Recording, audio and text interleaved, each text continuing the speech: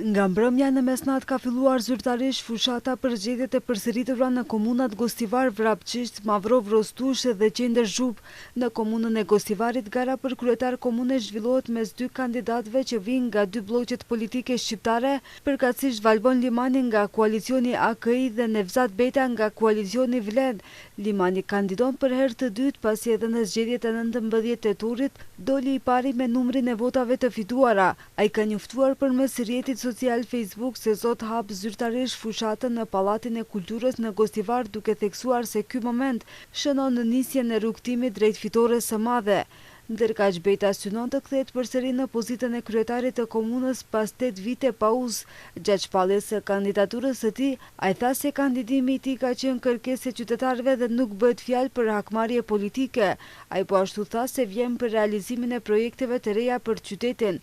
Sa i përket komunës së Vrapçishtit, në garë është kandidati i koalicionit AKI Isen Shabani dhe kandidati i pavarur Zulhajrat Demiri, i cili mbështetet nga Vleni dhe Alanca për shqiptarët e Ziadin Selës. Demiri ka realizuar sot një takim me të rinjt, me çrast ka vlerësuar lart rolin e të rinjve në rrugtimin e tij politik, duke theksuar se energjia, idetë dhe shpresat që përcollën të rinjt dëshmojnë gatishmërinë e tyre për të qenë pjesë aktive e ndryshimit. Ndërsa në komunën e Vrapçishtit do të hapet shtabi zgjedhor komunal i AKI-s në fshatin Negotin, ku do të prezantohet kandidati i këtij koalicioni Isen Shabani. Në këtë takim do të jenë prezente edhe dy liderët e koalicionit të AKI-s, Ali Ahmeti dhe Arben Taravari. Zgjedhjet në këto 4 komuna do të përsëriten pasi në zgjedhjet e 19 tetorit nuk u arrit cenzusi prej 33% i përcaktuar sipas kodit zgjedhor.